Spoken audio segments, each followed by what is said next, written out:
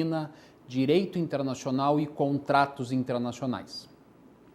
Ainda dentro de uma visão panorâmica, vamos nos aprofundando, vamos avançando pouco a pouco dentro desses nossos conhecimentos, vamos analisar sob a perspectiva do direito internacional público, do direito internacional econômico, a atuação da OMC, a atuação, a influência desta importante organização internacional, assim como dos blocos econômicos, como Mercosul e União Europeia, a atuação destes agentes econômicos, agentes do comércio internacional no plano mundial. Peço que me acompanhem aqui na tela, pessoal.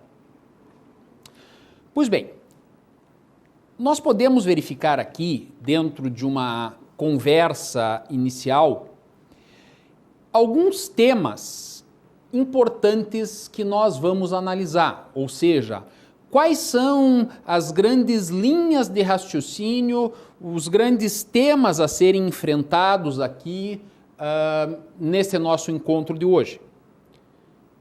Tema 1, ou matéria número 1. Organizações internacionais e o COMEX, e o comércio exterior.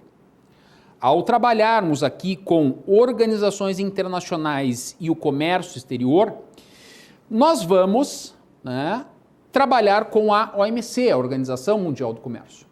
Então, didaticamente, nós teremos tema 1, Organizações Internacionais e o COMEX, 1.2, OMC, porque nós vamos verticalizar no estudo da OMC.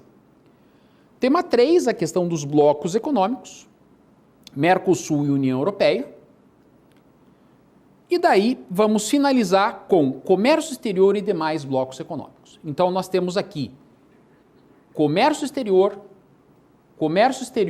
e OMC, União Europeia e Mercosul, comércio exterior e demais blocos econômicos. Muito bem, dentro de uma contextualização ainda, eu peço que vocês examinem. Qual é a importância dos estados dentro das negociações para a formação dos blocos econômicos? E quais são os impactos traduzidos dentro dessas negociações que são realizadas pelos estados, dentro dos ordenamentos jurídicos dos estados e também para as empresas? Naturalmente, que toda e qualquer negociação comercial, toda e qualquer negociação levada a cabo pelos estados nos foros de negociação, dentro da OMC ou dentro dos blocos econômicos, essas negociações, para que elas sejam efetivadas, elas devem ser implementadas dentro dos estados, através de políticas estatais, através de ações de governo. Qual é o impacto? Quais são os impactos dessas ações para as empresas? Você, enquanto agente do comércio exterior, está preparado a enfrentar tais desafios? Dentro desse contexto, pessoal, acompanhando aqui no vídeo, nós temos aqui a questão da União Europeia.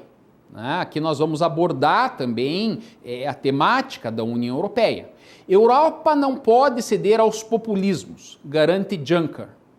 Ali vocês têm as referências do YouTube.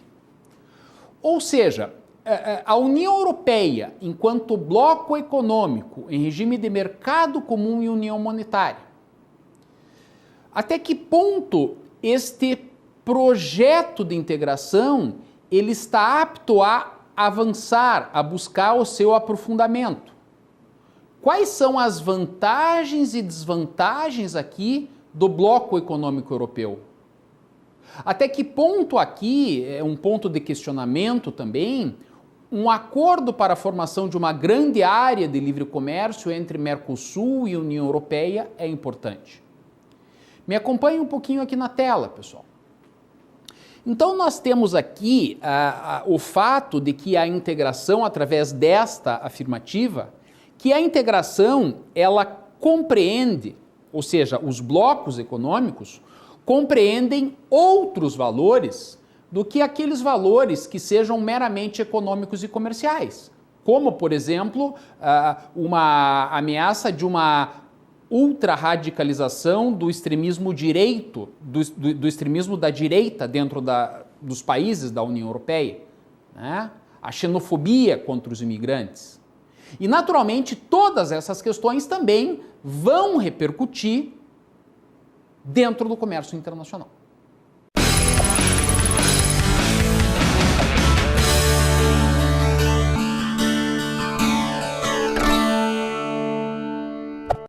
Muito bem, pessoal, vamos avançar aqui um pouquinho mais nesse nosso estudo e vamos trabalhar aqui a importância dos blocos econômicos dentro do comércio exterior, né? Quando nós falamos sobre blocos econômicos, nós vamos falar numa associação de estados que, através de um tratado, procura se reunir para intensificar o intercâmbio comercial, de forma a buscar uma melhor inserção no mundo globalizado. Então, eles vão criar regras comuns para que, através dessas regras comuns, eles possam liberar as fronteiras e, ao liberar as fronteiras, possibilita seu maior intercâmbio comercial e, dentro dessa ideia, existe um fortalecimento. E dentro desse fortalecimento, eles têm melhores condições de competir no mundo globalizado. Me acompanhem aqui na tela, pessoal. Então, nós temos aqui algumas ideias.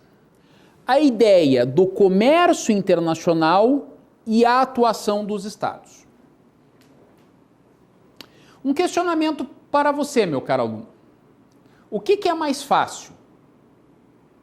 Estudar individualmente ou estudar em grupo, em grupos de estudos, por exemplo.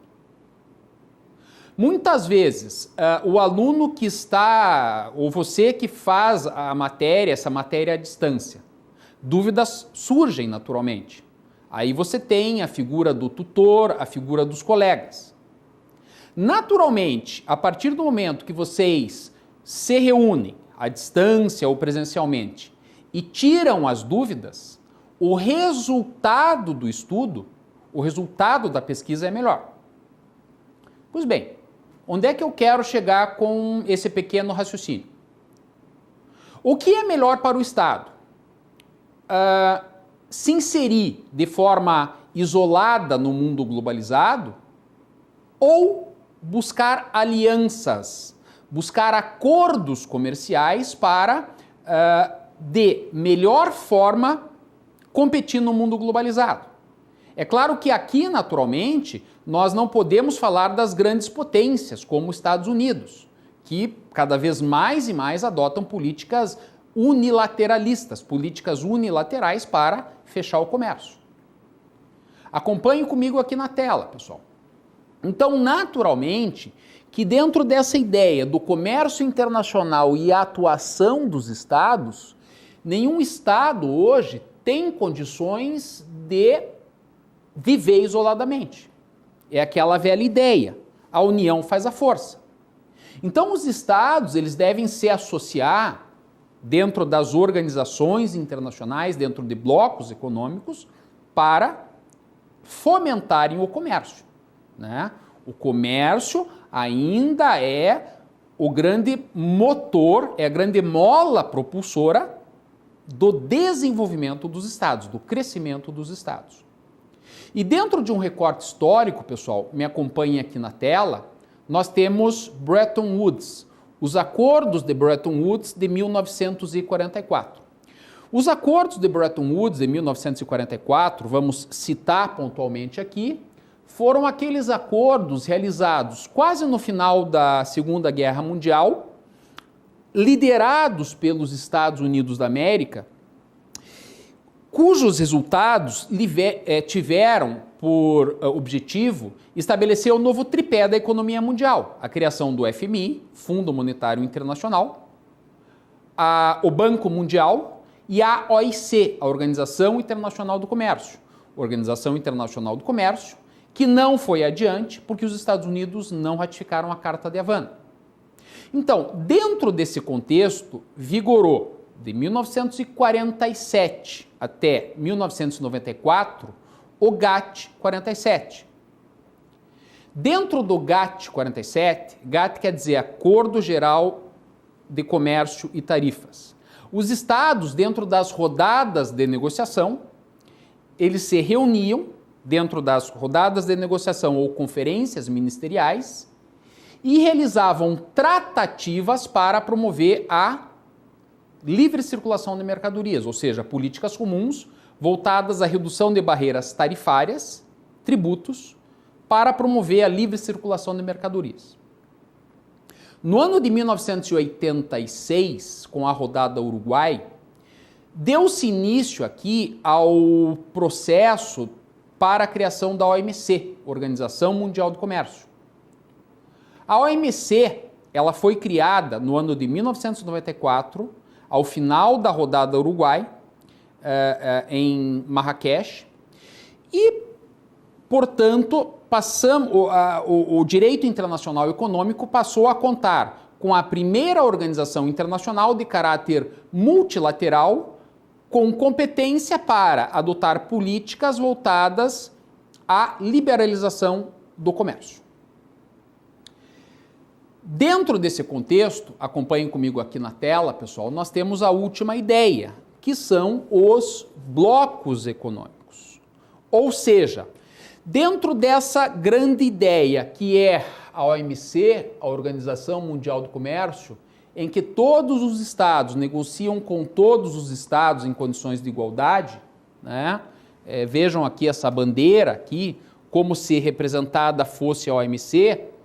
Imaginem aqui, peguemos aqui quaisquer 3 países, né? Quaisquer deles. Imaginem se estes 3 países aqui, aleatoriamente, se reunissem, tá? Estados Unidos vamos deixar de fora, né?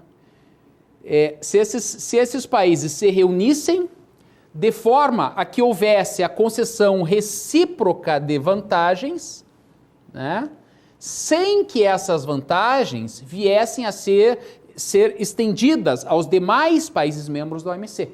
Ou seja, aqui nós temos a exata noção do que são os blocos econômicos, né? Ou seja, subsistemas dentro de um sistema maior.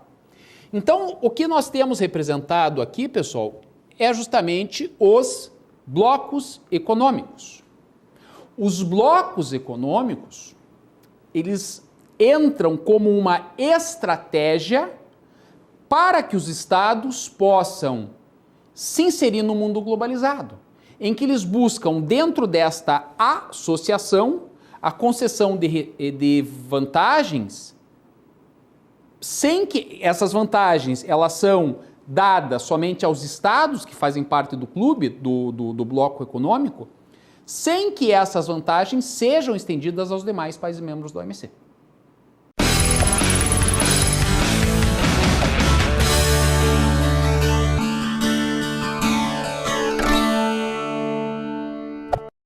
Muito bem, pessoal, vamos avançar um pouquinho neste nosso estudo aqui. Vamos trabalhar um pouco com a questão da OMC e dos blocos econômicos. Mas o que eu quero chamar a atenção aqui dos alunos, de vocês, é justamente o conceito de multilateralismo e o conceito de regionalismo econômico. Também nós vamos abordar aqui, de forma breve, como é que os estados eles negociam dentro da Organização Mundial do Comércio. Me acompanhe aqui na tela, pessoal. Então nós temos aqui, primeiro, a ideia do multilateralismo econômico,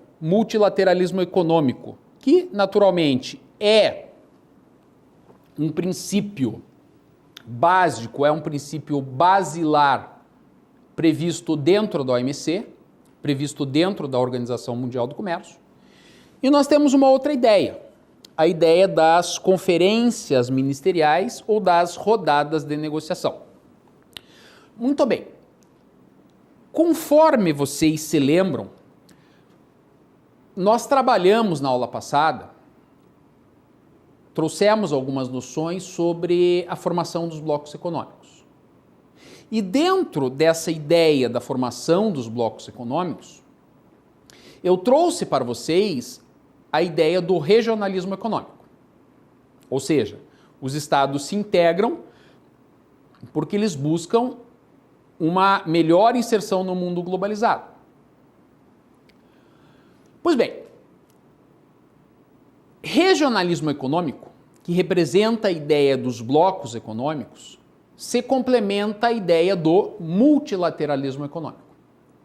Quando nós falamos aqui sobre a OMC, nós vamos falar de uma organização internacional composta por mais de 150 países, que tem a sua sede em Genebra, na Suíça, cujas decisões elas são tomadas por consenso dentro das rodadas de negociação, em que todos os estados, em tese, negociam com todos os estados em condições de igualdade. E dentro do princípio da cláusula da nação mais favorecida, que nos dá essa ideia do multilateralismo econômico, sempre que um país membro da OMC conceder uma vantagem a um outro país membro da OMC, essa vantagem deverá ser estendida aos demais países membros da OMC. Isso porque, dentro do comércio internacional, as práticas comerciais, as negociações comerciais, elas devem ser claras e transparentes. Sempre que um país membro da OMC conceder uma vantagem a outro, essa vantagem tem que ser estendida aos demais. Pois bem, aí nós temos o princípio da cláusula da nação mais favorecida, representada pelo artigo 1º do GATT, aqui o GATT 94, Acordo Geral do Comércio e Tarifas, que é a ideia do multilateralismo econômico. Agora, toda a regra, ela comporta uma exceção. A exceção que nós já vimos anteriormente é a regra do regionalismo econômico. Ou seja, regionalismo econômico representado aqui pelo princípio da exceção à cláusula da nação mais favorecida, em que os estados eles podem se associar de forma a que haja concessão recíproca de vantagens, sem que essas vantagens venham a ser estendidas aos demais países membros da OMC. Então, esta justamente é a ideia do regionalismo econômico representado pelo princípio da exceção à cláusula da nação mais favorecida. Voltem aqui comigo na tela, pessoal. Conferências ministeriais, também chamadas popularmente de rodadas de negociação. Ou seja, as negociações que têm por objetivo, que têm por finalidade destravar o comércio internacional, elas são adotadas, elas são discutidas dentro das rodadas de negociação, tecnicamente chamadas de conferências ministeriais, em que participam todos os estados, né? E vale aí a regra do consenso único. Ou negocia-se tudo, ou não se negocia nada. Então, é nesse sentido, por exemplo, conforme é discutido na imprensa, através de vários materiais, o impasse da rodada de Doha. Ou seja, de um lado, nós temos os interesses dos países industrializados, G7, e de outro lado, os interesses do G20. Acompanhem comigo aqui na tela, pessoal. Agora, dentro das rodadas de negociação, quais são as repercussões das negociações dentro dos estados e nas empresas transnacionais?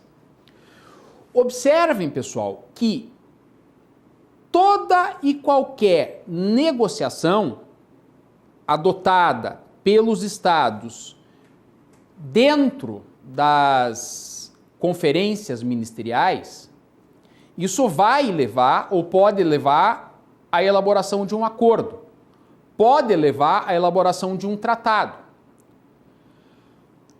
Se o Estado aceitou fazer parte da OMC, o Estado tem que cumprir com aquelas regras negociadas. Princípio pacta sunt servanda. Pois bem, se o Estado não cumprir, ele poderá ser responsabilizado internacionalmente, ou seja, um determinado Estado que se julgue prejudicado, ele poderá demandar, por exemplo, contra o Brasil perante o órgão de solução de controvérsias da OMC. Né? E aqui, se o Brasil for condenado, o Estado vencedor poderá aplicar medidas compensatórias ou de efeito equivalente. Pois bem, naturalmente, para que o Estado possa cumprir com aquilo que ele acordou, com aquilo que ele assinou, ele tem que adotar, o Estado ele tem que cumprir e fazer cumprir essas normas da OMC dentro do seu ordenamento jurídico. Isso pode levar, por exemplo, à necessidade da adoção de uma política que tenha por finalidade reduzir a carga tributária de determinado segmento industrial. Na verdade, essa política, ela teria como causa maior o quê? Acordos celebrados dentro da OMC.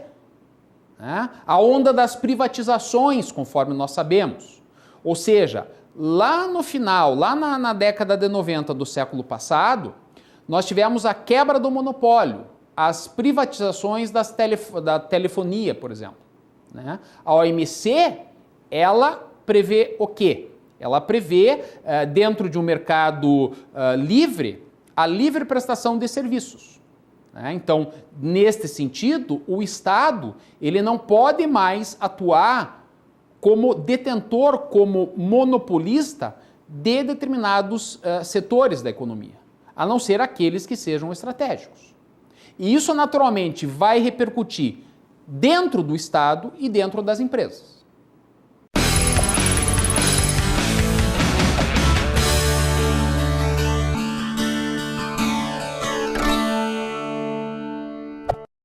Muito bem, pessoal. Chegou a hora aqui da gente falar um pouquinho sobre blocos econômicos. Qual é a análise dentro do Comex, dentro do comércio exterior, dos blocos econômicos e quais as repercussões no nosso dia a dia? Nesse sentido, dentro desse contexto, obviamente vamos analisar, num primeiro passo, aqueles blocos econômicos que mais nos dizem respeito, que mais estão presentes no nosso dia a dia, tanto em termos de notícias como em termos de atividades práticas. Me acompanhe aqui na tela, por favor. Nesse sentido, sem sombra de dúvidas, nós temos o Mercosul e a União Europeia. Quando nós falamos sobre a União Europeia, nós temos que entender que a União Europeia é um bloco econômico em regime de mercado comum e união monetária formada por 28 estados. Ou seja, dentro do bloco existe a livre circulação de bens, pessoas, serviços e capitais, mais uma moeda única, ou seja, aqueles países que integram a zona do euro, eles não possuem mais as suas moedas nacionais que foram substituídas pelo euro. E, ao existir a livre circulação de bens, pessoas, serviços e capitais, não existem mais fronteiras. Existem normas comuns aplicadas dentro dos estados que passam a regulamentar essas questões.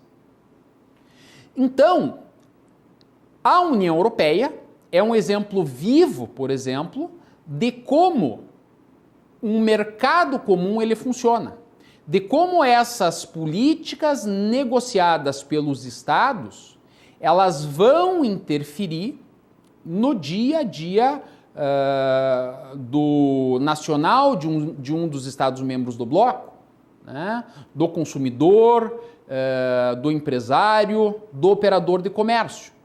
Porque, naturalmente, como é um mercado único, estas operações entre aspas, importação e exportação de mercadorias, porque aqui nós não falamos em nacionalização de mercadorias, porque é um mercado único, esses trâmites eles se tornam menos burocráticos. Eu não tenho mais as aduanas, as alfândegas e assim por diante.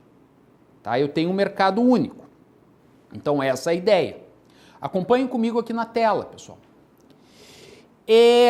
Então, dentro desse sentido, dentro da União Europeia, eu passo a ter regras e políticas comuns de mercado, né? Um mercado interno. Ou seja, existe uma consolidação de regras e de normas que tem por finalidade e que tem por objetivo facilitar a vida das empresas, facilitar a vida dos consumidores e também dos operadores aqui do comércio. Por outro lado, nós temos o Mercosul. Pois bem, o Mercosul, objetivamente, significa Mercado Comum do Sul. Só que de mercado comum o Mercosul não tem nada. O Mercosul é uma união aduaneira imperfeita. É uma união aduaneira em que os estados negociam em bloco, mas com características de uma zona de livre comércio. Ou seja, o Mercosul ele mal atingiu o primeiro estágio de integração, zona de livre comércio, em que deveria haver a redução de barreiras tarifárias e não tarifárias, para que houvesse a livre circulação de mercadorias, e já passou para o segundo estágio de integração. Então, nós somos uma zona de livre comércio com características de uma união aduaneira. Uma das características da união aduaneira, conforme vocês sabem, é a existência da TEC, Tarifa Externa Comum, que vai estabelecer alíquotas de imposto de importação e exportação que são harmônicas e que devem ou deveriam ser aplicadas de maneira uniforme ou harmônica para todos os estados. No Mercosul, nós temos a lista de exceção, produtos para os quais a TEC não vigora, e o regime de adequação. Dentro do regime de adequação, a TEC vigora, mas essa TEC não é harmônica.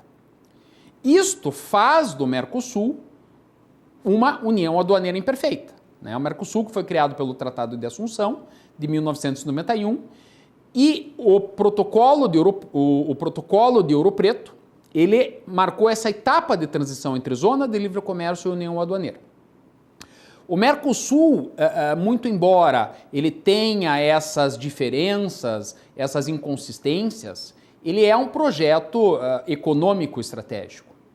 Tanto é verdade que existe o próprio interesse, existem tratativas para a elaboração de uma área de livre comércio entre Mercosul e União Europeia.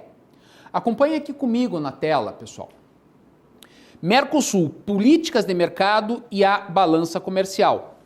É claro que, se nós verificarmos por esse gráfico aqui, extraído aqui do site da ANCHAM, da Câmara de Comércio Brasil-Estados Unidos, nós vamos verificar que o auge da integração, o auge do intercâmbio comercial do Mercosul, ele ocorreu lá no ano de 1998. Passamos a ter um declínio em 2000. Isso aqui vai coincidir com a maxi desvalorização do real, né? Vocês vão se lembrar, no plano real, nós tínhamos a paridade entre o real e o dólar, e aí houve o quê? Houve, através de uma política unilateral brasileira, sem comunicar aos demais sócios, o Brasil desvalorizou o real. Naturalmente, a partir daí, isso daqui contribuiu também para o enfraquecimento do intercâmbio comercial. É claro que essas questões, elas devem ser analisadas dentro de um conjunto, né?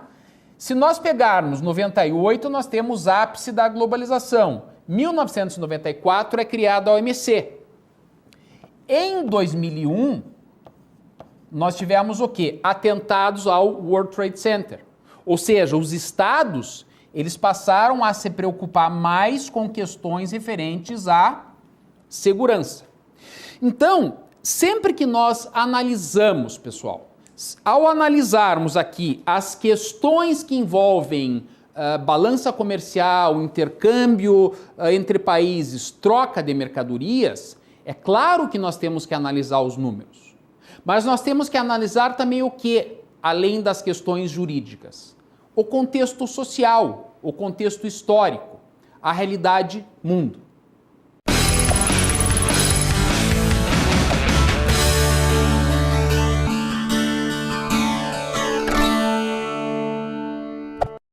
Muito bem, pessoal. Analisamos aqui a temática dos blocos econômicos, principalmente sob a vertente da União Europeia e do Mercosul. Mas dentro desse nosso passeio dos blocos econômicos, nós sabemos que existem outros blocos econômicos. Existem outros acordos regionais, existem outros acordos comerciais ao redor do mundo, tanto no continente asiático, como na África, como na Oceania. A ideia aqui, a nossa proposta, é de analisarmos alguns acordos econômicos, né, que nós também conhecemos através da imprensa, através de estudos, e que dentro desses blocos econômicos estes que são integrados por países com os quais o Brasil mantém relações comerciais, são blocos econômicos que de uma forma ou de outra, como eu menciono para vocês, nós conhecemos. Então eu convido vocês a conhecer, a debater um pouquinho mais sobre esses blocos econômicos. Me acompanhe aqui na tela, pessoal.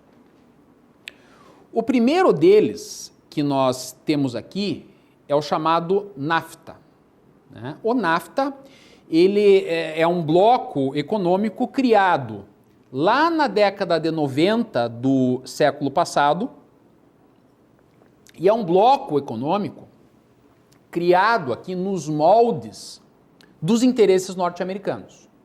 Isso por quê? Porque o NAFTA é o North American Free Trade Agreement. Então aqui vocês veem as bandeirinhas dos Estados Unidos, Canadá e México. Então vejam que interessante, este bloco econômico, ele congrega duas economias consolidadas, né, a principal superpotência do mundo, os Estados Unidos, o Canadá, que também é uma economia industrializada, e uma nação uma nação emergente, né? E uma nação emergente que é o México. Uma economia que nos dias de hoje é extremamente dependente da economia norte-americana. Pois bem, quando nós falamos do NAFTA, o NAFTA, ele foi criado, ele foi concebido para ser uma área de livre comércio. Ou seja, redução de barreiras tarifárias e não tarifárias para promover a livre circulação de mercadorias. Então, quando nós colocamos que as áreas de livre comércio são modelos de blocos econômicos, modelos de negociações comerciais que interessam aos Estados Unidos da América, isso é uma verdade, isto é a própria realidade. Porque o que interessa naturalmente aos norte-americanos, enquanto economia industrializada, é justamente a exportação dos seus produtos. é a exportação de seus produtos para outros mercados. Agora, quando nós falamos aqui do NAFTA, o NAFTA, ao estabelecer regras comuns para promover a livre circulação de mercadorias, isso vai possibilitar também o quê? Que empresas localizadas, por exemplo, no Canadá ou nos Estados Unidos, possam fechar as suas unidades e se instalar em outros países, como por exemplo no México, em busca de redução no custo da produção da mercadoria. Né? É claro que este fenômeno, digamos assim, este fato, não é um fato isolado do NAFTA, é um fato da globalização. Mas, pontualmente, nós temos a seguinte questão. Se, por um lado, o NAFTA, ele cria uma área de livre comércio em que existe a livre circulação de mercadorias, consequentemente, empresas norte-americanas encerram as suas atividades nos Estados Unidos e vão para o outro lado da fronteira, né? Vão investir no México, porque existe uma mão de obra mais barata, os custos, muitas vezes, para a instalação da empresa, para a produção da mercadoria ou do produto, esses custos são mais reduzidos. Se, por um lado, em relação ao México, existe a captação, a atração de investimentos, por outro lado, para os Estados Unidos, esta política é uma política, esta conduta das empresas é uma prática que causa prejuízos à economia norte-americana, por uma questão muito simples. Isso pode gerar desemprego, pode gerar custos sociais. O governo também, o Estado, deixa de arrecadar. Então, naturalmente, essas questões, elas, de uma forma ou de outra, estão repercutidas dentro do NAFTA. Mas isso envolve, muitas vezes, empresas brasileiras que se instalam no Paraguai em busca de condições mais favoráveis ou mais vantajosas para o investimento, para reduzir aqui, muitas vezes, os custos tributários. Podemos falar aqui da chamada Lei das Maquilas, adotada no Paraguai, né? Ou as empresas maquiladoras no México, né? Ou empresas norte-americanas, a Nike, etc., outras empresas transnacionais que fecham as suas portas nos Estados Unidos e vão se instalar na Ásia em busca de barateamento no custo da mercadoria, né? Ou seja, vão aqui pagar um salário menor. Então, por um lado, essa questão que é vantajosa aos Estados Unidos, possui um mercado mexicano para exportar os seus produtos, por outro lado, pode trazer o quê? O fechamento de empresas e o encerramento de postos de trabalho. Por outro lado, em relação ao México, isso causa uma dependência do México em relação à economia norte-americana, né? O México, ali em relação aos Estados Unidos, nós sabemos, tem um problema atual, que é a questão da imigração ilegal, muitas vezes, é a questão da própria dependência da economia mexicana em relação à economia norte-americana. Ou seja, para que o México possa tentar sair dessa dependência, o que é importante? A elaboração de outros acordos comerciais do México com demais países. Me acompanhem aqui na tela, pessoal. Aqui nós temos também outros blocos econômicos. Dentro desses outros blocos econômicos, também nós vamos trabalhar com essa ideia da formação de área ou de áreas de livre comércio. Um dos exemplos que nós podemos citar é a chamada Aliança do Pacífico. A Aliança do Pacífico também é um acordo meramente econômico e comercial.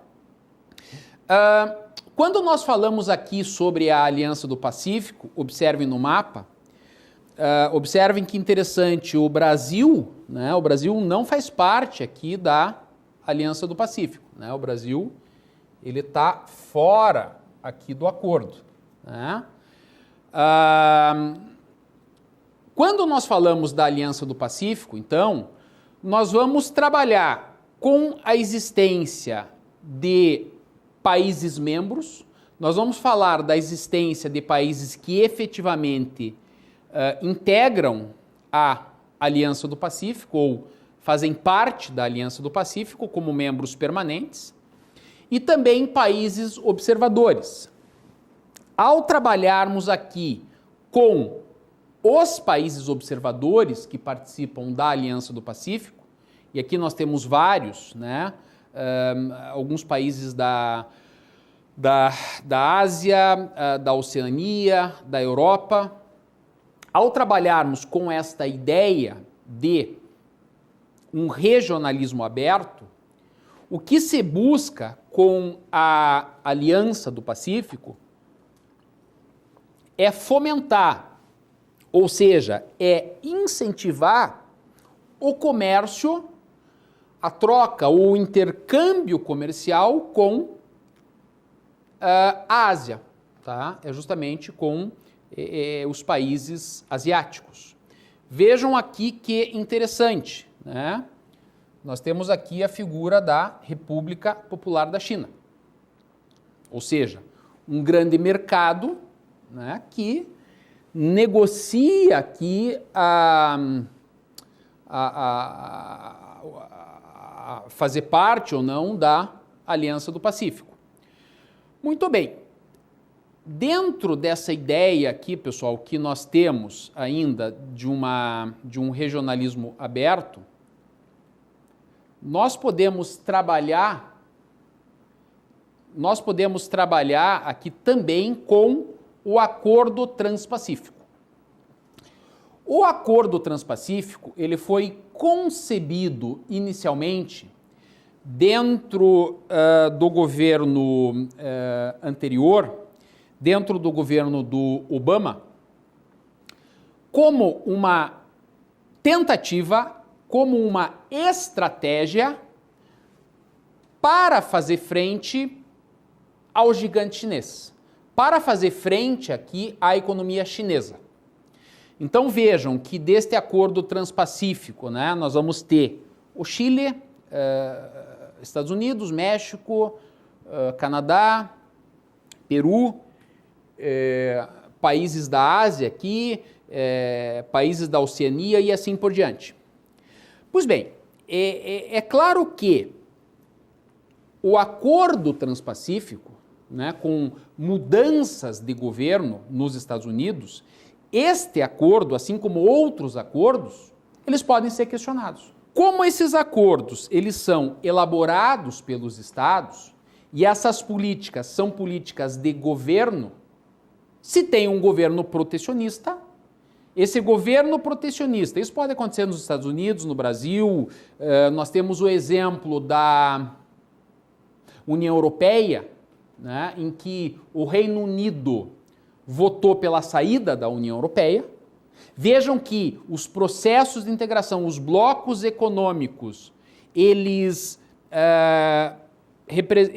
são compostos pelos estados, e se os blocos econômicos são compostos pelos estados, se o Estado, de acordo com o tratado, quiser romper com esse tratado, quiser sair do tratado, dependendo da situação, ele pode.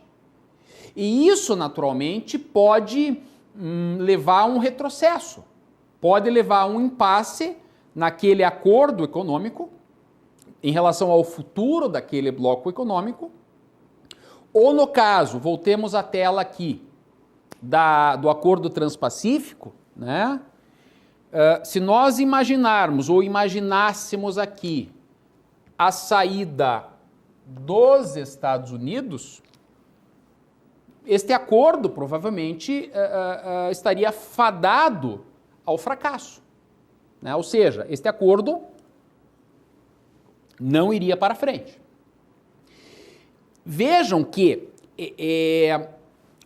sob outra perspectiva, voltando os nossos olhos aqui voltando a nossa análise para a América do Sul, vamos pegar o exemplo aqui, mesmo do Mercosul, Brasil, Argentina, Paraguai, Uruguai e Venezuela. Se eu pegar o caso do Brasil, o Brasil não integra nem o Acordo Pacífico, nem o Acordo Transpacífico, nem a Aliança do Pacífico. Ou seja, não integra dois acordos estratégicos para a economia brasileira, para os empresários, para as empresas transnacionais, né? Porque observem que uma das grandes questões, um dos grandes motes desses acordos é o fato que esses acordos aqui, eles possibilitam o quê? Uma saída para o Pacífico, né? A possibilidade do Brasil participar desses acordos comerciais, em termos econômicos e comerciais, traria esta vantagem para a nossa economia e para os empresários. Por outro lado, vejam que o Chile, ele vai participar do Acordo Transpacífico, da Aliança do Pacífico e também de outros blocos econômicos. Então aqui, pessoal, dentro dessa nova realidade mundial, que são esses acordos abertos, né, cumpre repensarmos a política comercial brasileira.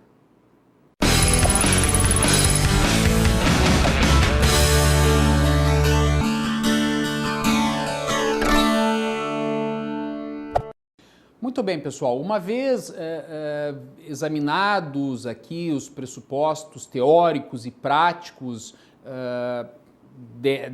dessa matéria, passamos aqui pela análise de blocos econômicos, vamos analisar, vamos verificar na prática a aplicação do que nós verificamos. Me acompanhem aqui na tela, pessoal. Conforme nós debatemos, a economia brasileira, diferentemente do que alguns possam pensar, é uma economia protecionista. O nosso mercado é protecionista, né? Mas eu coloco essa afirmação com base em quais dados? Ora, não em números, mas até podemos fazer uma pesquisa em números, mas através de constatações que nós verificamos. De quais acordos comerciais o Brasil participa? Né? São poucos. De qual nós vamos nos lembrar? Mercosul. Ponto final. Então, neste sentido, nós verificamos que, salvo ressalvados poucos acordos comerciais que o Brasil participa, dentre eles o Mercosul, não excluindo outros poucos,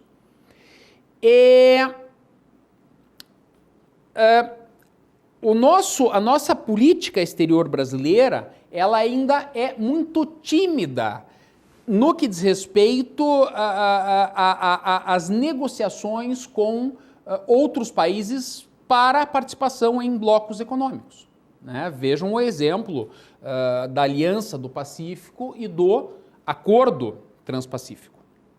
Pois bem, nesse sentido, procure identificar dentro de sua área de atuação os principais desafios a serem enfrentados e busque relacionar o caso proposto, né, o fato de participarmos de poucos acordos comerciais, com o estudo, né, com o estudo absorvido, com o estudo verificado, analisado na presente rota. Neste sentido, o que nós verificamos? Que as empresas que atuam no COMEX, no comércio exterior, necessitam de mercado para exportar os seus produtos. Ou seja, tem que sobreviver. Para tanto, é necessário a existência de mercados. Como é que o Brasil pode facilitar? Quais são as dificuldades que nós verificamos? Muitas vezes as dificuldades se refletem no fato de não encontrarmos mercados para os nossos produtos, né? Então, o que é necessário? Uma abertura dos mercados. É necessário aqui a realização de negociações por parte do Estado para buscar essa abertura de mercados e também uma elaboração maior de acordos comerciais. Em síntese, pessoal, será que não é necessário uma política mais ousada do Estado brasileiro nesse sentido?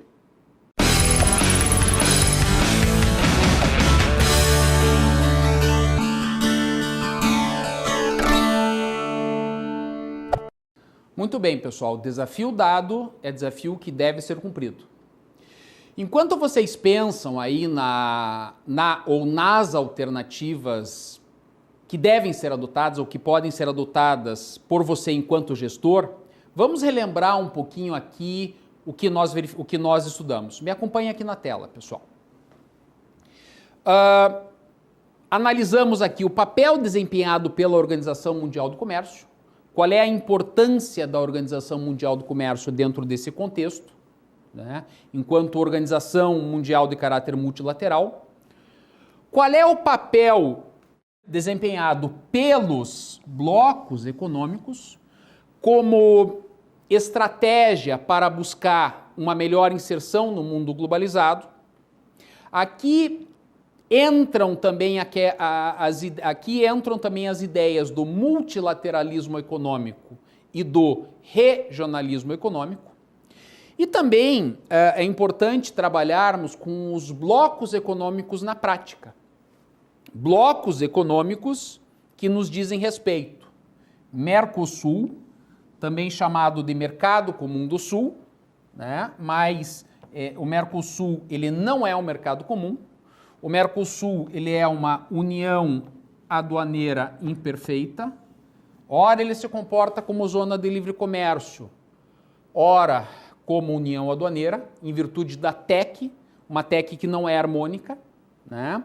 Porque nós temos a lista de exceção e o regime de adequação, e a União Europeia, em que existe, aí sim, um mercado comum em que existe a livre circulação de bens, pessoas, serviços e capitais, mais uma moeda única. Fatos importantes da União Europeia, o chamado Brexit, né, que é a saída da União Europeia do bloco econômico e os rumos da União Europeia. Também o acordo, há muito tempo falado e negociado, mas que nunca sai do papel, entre Mercosul e União Europeia. Ou seja, mesmo quando nós falamos de uma necessidade, de uma abertura do comércio por parte do Brasil, o que nós verificamos?